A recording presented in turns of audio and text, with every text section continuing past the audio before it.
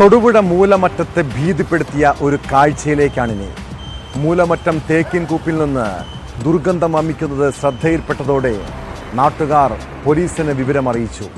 Police എത്തി പരിശോധിച്ചപ്പോഴാണ് ജീർണിച്ച നിലയിൽ ഒരു അജ്ഞാത മൃതദേഹം കണ്ടെത്തിയത്.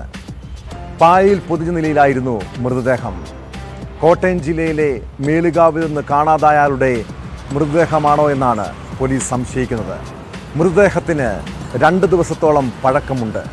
സംഭവം കൊലപാതകമാണെന്ന നിഗമനത്തിലാണ് പോലീസിന്റെ അന്വേഷണം.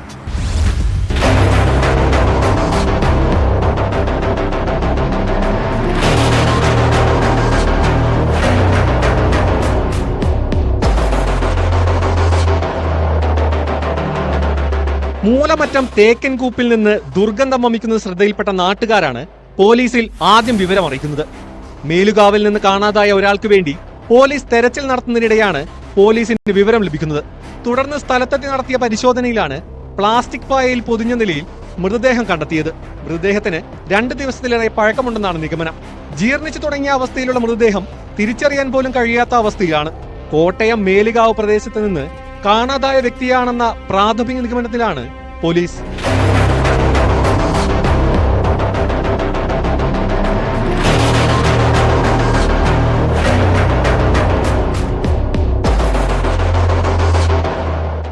അവിടെ മറ്റേ KCB പോസ്റ്റിൻ്റെ താഴെയായിട്ട് കാട്ടിൽ ഒരു പായൽ പൊതിഞ്ഞ രീതിയിലാണ് ബോഡി ഉണ്ടായിരുന്നത്. അപ്പോൾ അത് ഡീകമ്പോഷൻ ആരുടെയാണെന്നുള്ള തിരിച്ചറിയാൻ പറ്റിയില്ല.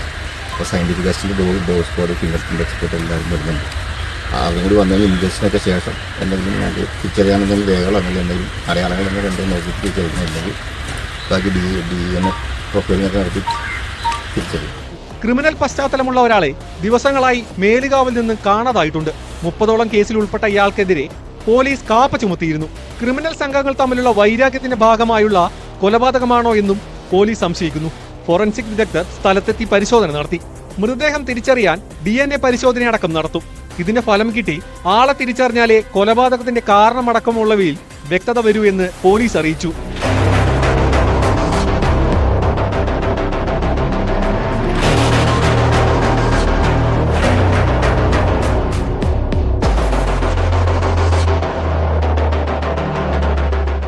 ന്യൂസ് 18 തൊടുപുഴ.